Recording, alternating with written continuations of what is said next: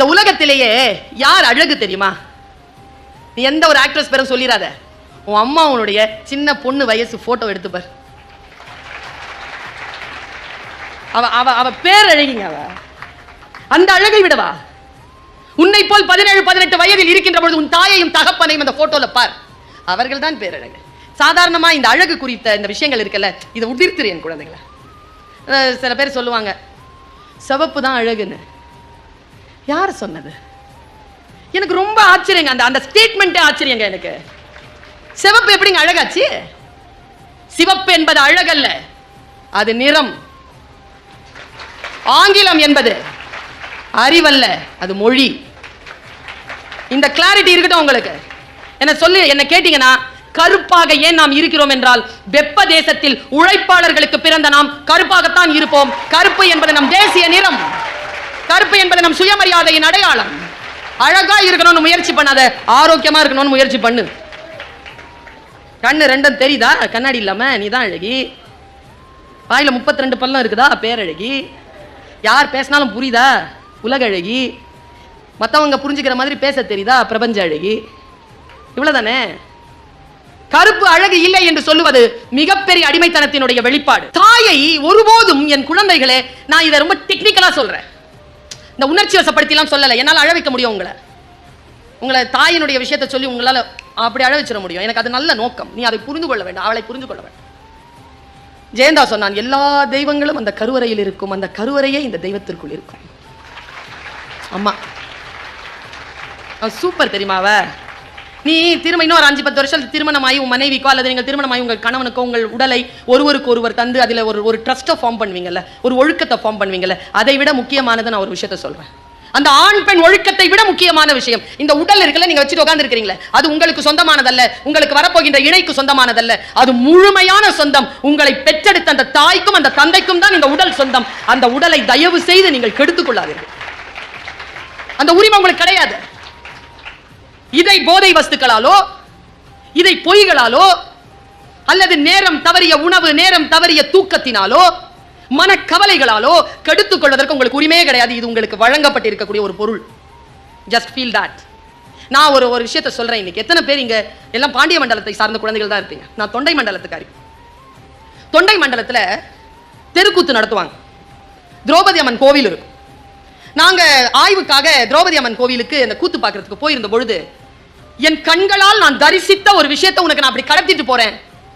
நான் பார்க்கின்ற காட்சி வேறு, ஆனால் அந்த காட்சிகள் என் மனதிலே ஏற்படுத்துகின்ற உணர்வுகள் வேறு.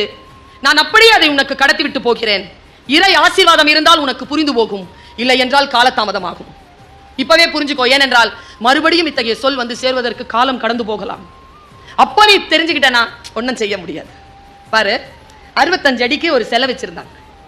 தலையில ஒரு கிரீடம், ஓரத்துல ஒருத்தன் நிக்கிறான் கதை எடுத்துக்கிட்டு, காலடியில ஒருத்தன் நிக்கிறான். அவன் தலையை கட்ட இருந்து அந்த அரிதாரம் பூசிக்கிட்டு அந்த அடவு கட்டிக்கிட்டு அப்படியே வரான். தெருக்கூத்து கலைஞர். அவன் யாருன்னா அவன் பீமன். இப்படியே ஓடி வந்து அங்க நிக்கிறான். அந்த இடத்துல நிக்கிற வேஷம் கட்டி அவன் வந்து துரியோதனன். அந்த பெரிய 65 அடி சிலை இருக்குல்ல, அது துரியோதனன் சிலை. இது வருஷம் வருஷம் தீமிதி திருவிழாவாக திரௌபதி அம்மன் கோயில்ல படுகளம் வைக்கிறாங்க. நாங்க ஆய்வு மாணவர்கள் போயிருந்த போது அதுல அவன் தொடையில ஒரு பானை, குழந்தைகளை, அந்த பானையில குங்குமம். அவன் ஓடி வந்த பீமன் என்ன பண்ணா, அந்த பானையில ஓங்கி அடிச்சான். இந்த நடிப்புக்காக நின்று இருந்தால துரியோதனன் அவன் மயங்கி கீழே தொம்முன்னு விழுந்தான். அங்க பறை இசை, அங்க வந்து நாகஸ்வரம் பயங்கரமா அடிக்கிறாங்க. உள்ள இருந்து திரௌபதி அம்மனை வெளியில கூட்டிட்டு வந்தாங்க. வந்து அந்த இதை எடுத்து, அந்த சாந்தை எடுத்து அவ தலையில தடவி பூ வச்சு உள்ள கூட்டிட்டு போயிட்டாங்க. ஒரு அம்மா கருப்பா பெரிய தலையெல்லாம் விரிச்சு போட்டுட்டு ஒருத்தி முரத்தோட ஓடி வந்தான். ஓடி வந்து அந்த அந்த சிலை பக்கத்துல நின்று ஒப்பாரி வைக்கிறான். விஷயம் முடிஞ்சது. எல்லாரும் குங்குமத்தை எடுத்து வச்சுக்கிட்டு போயிட்டாங்க.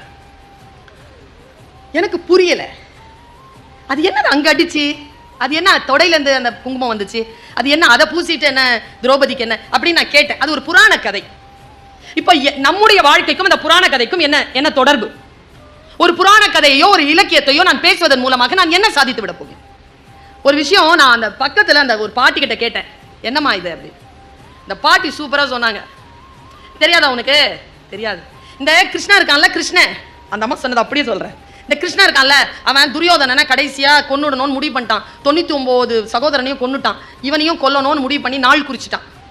எல்லாம் கவனி, இது புராணம் அல்ல, இது என் மனசுக்குள்ள நுழைஞ்சு என்னமோ பண்ணினா ஒரு செய்தி. பேரன்போடு உனக்கு நான் கடத்துறேன். நான் இதை கடத்துவதன் மூலமாக என் சுயத்திற்கு எதுவும் நடந்து விட போவதில்லை. இதோ கேட்டுக்கொண்டிருக்க நீ எல்லாமே எனக்கு டார்கெட் கிடையாது. யாரும் ஒருத்தன் தான், ஒருத்தி தான். அவளுக்கு இது புரிஞ்சிருச்சுன்னா போதுமானது. என் டார்கெட் ஒண்ணுதான். அதான் நான் கேட்டேன், இந்த காட்டில் எந்த மூங்கில் புல்லாங்குழல்னு கேட்டேன். என்ன பண்றா அவ அம்மா காந்தாரி முடிவு பண்ணிட்டா, கடவுளா நான் பாத்துடலாம்டா. என் 99 பிள்ளைங்களை கிருஷ்ணன் கொன்னான்ல, இனி துரியோதனை கொல்ல விட மாட்டேன். அவனா நான் நல்லா தெரிஞ்சுக்கோங்க, கடவுள் கூட அம்மா முன்னால நடுங்கித்தான் போவான். அம்மாவை கடந்து போக முடியாதுங்க, நல்லா தெரிஞ்சுக்கோங்க. அம்மாவை கடந்து போக முடியாது, குழந்தை பக்கத்துல வர முடியாது. கரப்பாம்பூச்சிக்கு பயப்படுறவ புள்ள பக்கத்துல பாம்பு வந்துச்சுன்னா பாம்பை பிடிச்சிருவாங்க. அவதான் அம்மா. பாம்பை பிடிச்சி தூக்கி சவட்டி போட்டுருவான் அந்த பக்கம். அந்த பிள்ளை என்ன தெரியுமா பண்ணா, கூப்பிட்டான், வாடா அம்மா கூப்பிடுறான்னு சொல்லி கூப்பிட்டு வாடா. துரியோதன் வந்தான். நாளைக்கு அவனுக்கு சாவு தேதி குறிச்சிட்டான் கிருஷ்ணன். பொறுமையில் சிறந்த பூமியும் உண்டு, பூமியை விஞ்சும் தாய்மனம் உண்டு. கோவிலில் ஒன்று, குடும்பத்தில் ஒன்று, கருணையும் தாய்மையும் கடவுளும் ஒன்று. அசைக்க முடியாதவள நீ வாடா, நானா கண்ணனான்னு பாத்துக்கலாம், வாடா. வந்தா போய் குளிச்சுட்டு, நல்லா கவனிங்க குழந்தைகள், முக்கியமான குழந்தைகள், பெண் குழந்தைகள் கூட தான். இப்ப எதுவும் இதுங்களுக்கு சொல்லவே முடியாது, உங்களையும் சேர்த்து சொல்ல வேண்டியதா இருக்கு. அவ்வளவு கெட்டு போயிருக்கீங்க. வாடா, ட்ரெஸ் ஒண்ணுமே இருக்க கூடாது. நான் பெற்றெடுக்கும் போது என் உடம்புல இருந்து நீ வெளியில வந்தல, அப்ப எப்படி இருந்தியோ அப்படியே வா, குளிச்சுட்டு வா. குளிச்சுட்டு வரான். என்ன செய்ய போகிறான் கிருஷ்ணனுக்கு தெரிஞ்சு போச்சு. தன் கணவனை கண்ட நாள் முதல், அவனுக்கு கண்கள் இல்லை என்று தெரிந்த நாள் முதல், தன் கண்களை பல்லாயிரக்கணக்கான ஆண்டுகளாக கட்டி கொண்டவளாம். புராணம் அப்படி சொல்லுது. அவ இந்த உலகத்தை பார்த்ததில்லை. அவ கண்ணை திறந்து கூட மூட மாட்டான். முன்னவதான். எத்தனையோ ஆண்டு காலமாக பொத்தி வைத்திருக்கக்கூடிய அந்த சக்தியை என் மகனுடைய உடம்பிலே வஜ்ரமாக பாய்ச்சுறேன். இந்த உடம்பை யாரால பிளக்க முடியுதுன்னு பார்க்கலாம்னு சொல்லிட்டு கூப்பிடுறான். இது தெரிஞ்சு போச்சு கிருஷ்ணனுக்கு. ஐயோ, காந்தாரியினுடைய கண்ணு பட்டுருச்சுன்னா துரியோதனனை கொல்ல முடியாது தெரிஞ்சிருச்சு. நேரா குளத்துக்கரையில வந்து நிக்கிறான் கிருஷ்ணன்.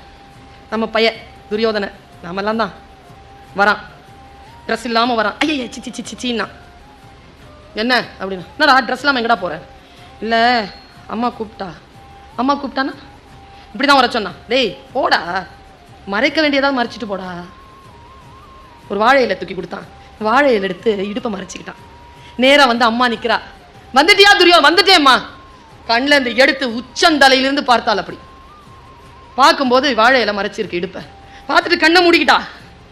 தவறு செய்து விட்டாயே துரியோதனா, அந்த கண்ணன் வஞ்சித்து விட்டானே, நான் எப்படி பிள்ளை இல்லாமல் தவிக்க போகிறேனோ.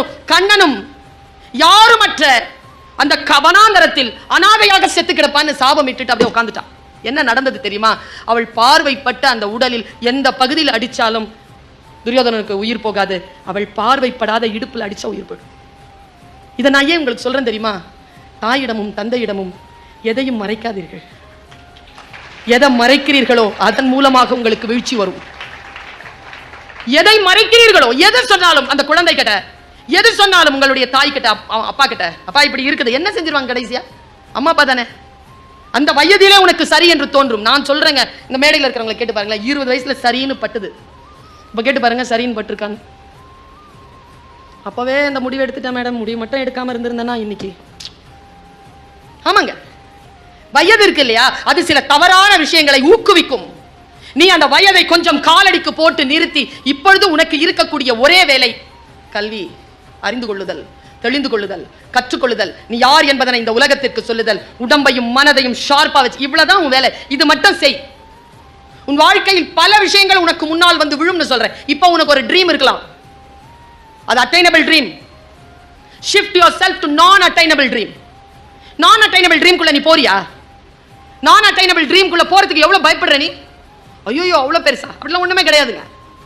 இந்த உலகத்தில் எதுவுமே இம்பாசிபிள் கிடையாதுங்க. ஐ ஆம் பாசிபிள் தான், அவ்வளவுதான். அந்த சொல்லே அப்படிதான், ஐ ஆம் பாசிபிள். நான் எப்பவுமே சொல்லுவேன், எனக்கான மோட்டிவேஷனல் அந்த வேர்ட்ஸே அதுதான். உன்னால் முடியாது என்று சொல்லுவதனை வேறு எவனோ செய்து கொண்டிருக்கிறான். உன்னால் முடியாது என்றால் யாராலும் முடியாது, யாராலும் முடியாது என்றால் உன்னால் மட்டுமே முடியும்.